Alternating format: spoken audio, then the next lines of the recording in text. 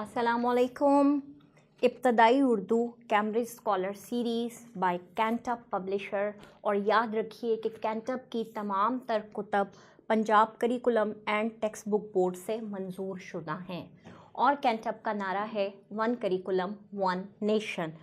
और जनाब हमारा आज का जो उन्वान है, आज का जो मौजू है वो है हर्फ पे का तारुफ।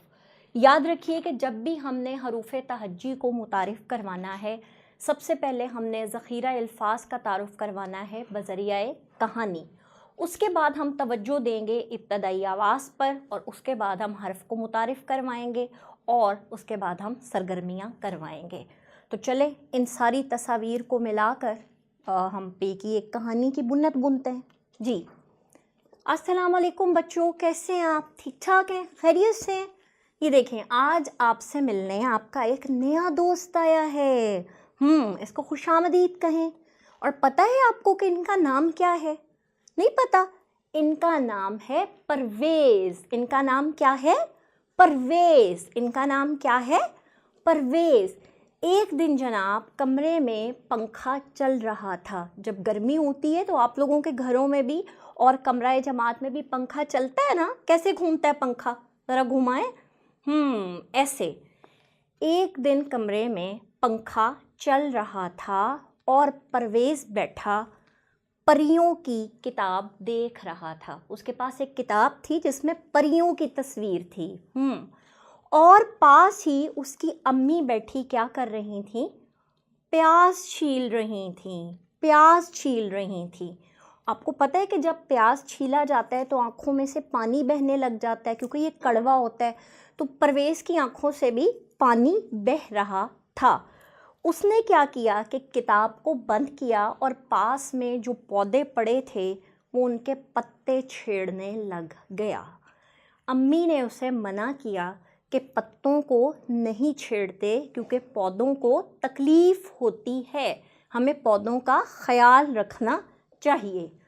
इतनी देर में क्या हुआ कि उसका एक दोस्त आ गया और उसने क्या कहा उसको? उसने कहा, आओ मेरे साथ मिलकर पतंग उड़ाएं, मेरे साथ मिलकर पतंग उड़ाओ। तो परवेज़ की अम्मी ने उसको मना किया कि बेटा पतंग नहीं उड़ाना, क्योंकि जब पतंग उड़ाने के लिए छत पर जाते हैं तो बाज़ औक़ात बच्चे गिर जाते हैं और डोर से भी बच्चों को नुकसान पहुंच सकता है। अब आप में से कोई बच्चा मुझे बताएगा कि ये कौन है, ये क्या कर रहा था, उसकी अम्मी क्या कर रही थी? आप तलबा से मुख्तलिफ़ सवालात कीजिए। उसके बाद आप इन अशिया को दोबारा दिखाइए और इनके नाम बच्चों से पूछिए। जी बेटा, ये कौन है, इसका क्या नाम है?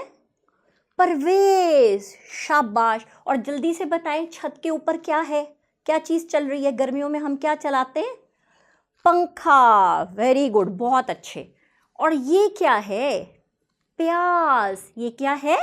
प्याज। और ये क्या है? ये क्या है? ये फूलों के साथ ये क्या है? पत्ते। पत्ते। क्या सारे पत्ते एक जैसे होते हैं? नहीं, कुछ छोटे कुछ बड़े होते हैं, है ना? ये क्या है? पत्ते। और ये मेरे हाथ में क्या है? पतंग। ये क्या है? पतंग। शाबाश। अच्छा, अब आप मुझे ज़रा जल्दी से ये बताइए कि बिल्ली की आवाज़ क्या होती है?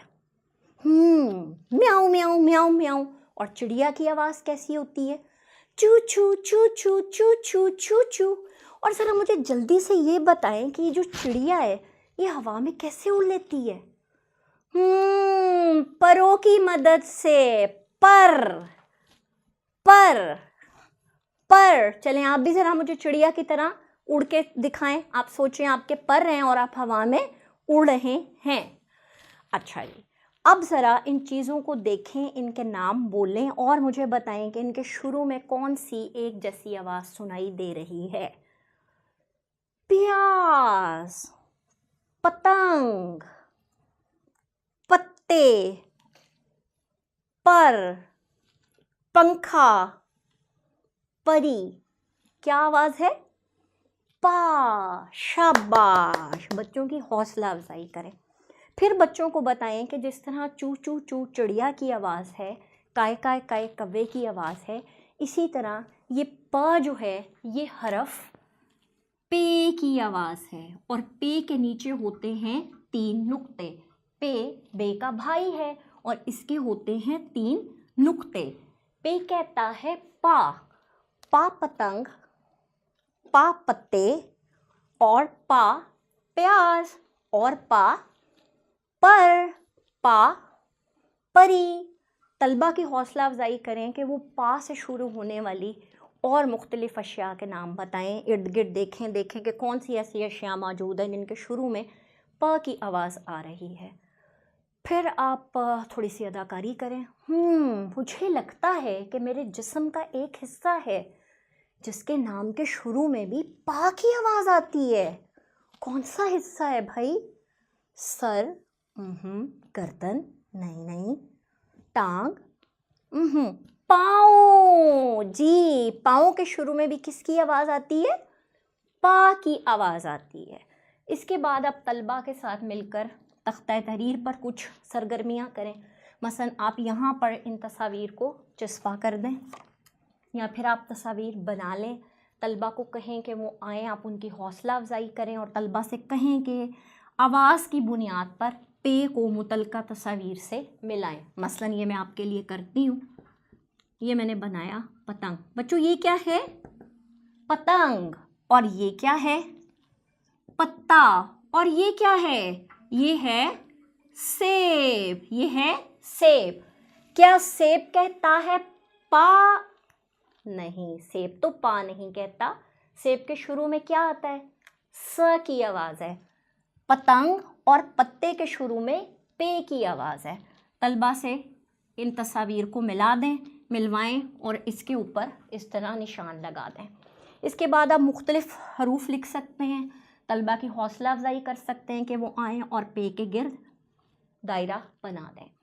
अब आप तलबा को मुख्तलिफ़ सरगर्मियों के लिए आमादा करें और उसमें आप क्या कर सकते हैं कि आप इस तरह से पत्ते के ऊपर ये पोस्टर कलर लगाएं और दरख्त का खाका बनाकर तलबा से इस पत्ते का यूँ इसको यहाँ पे चिस्पा करवाएं ताकि इसका खाका बन जाए। ऐसे पत्ता बनवाएं।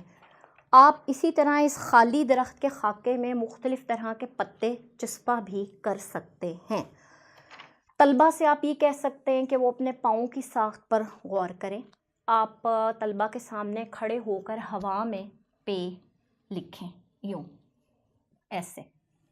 तलबा से हवा में पे लिखने की मशक करवाएं। उन्हें कहें कि अपने मेज़ के ऊपर पे लिखें, अपनी हथेलियों पे लिखें। उसके बाद उन्हें सैंड ट्रे दीजिए। एक ट्रे में रेत डालकर उसे हल्का सा नम कर दीजिए और तलबा की हौसला अफजाई कीजिए कि वो अपनी उंगली की इन 2 पोरों की मदद से उसमें पे लिखने की मशक करें। फिर आप क्या कर सकते हैं कि आप उनकी तवज्जो मुख्तलिफ़ परिंदों पर मरकूज़ करवा सकते हैं कि वो मुख्तलिफ़ परिंदों की तस्वीर की साख्त को देखें और उनके ऊपर गौर करें। इस सारी सरगर्मियों के बाद आपने तलबा को आमादा करना है कि वो अपनी बुक के ऊपर, किताब के ऊपर इन तस्वीर के नामों को पढ़ें, नुकात को जोड़ें और फिर पे लिखने की मशक करें। हम आपसे दरख्वास्त करेंगे कि आप इस मौजू, इस उन्वान पर कम अज़ कम 4 पीरियड ज़रूर जो है इस्तेमाल करें। 4 पीरियड आपको यूज़ करने चाहिए ताकि तलबा को न सिर्फ ये कि हरफ की पहचान अच्छे तरीके से हो जाए बल्कि वो नुकात को मिलाकर सफाई के साथ अच्छे तरीके से पे को लिख भी सके। शुक्रिया।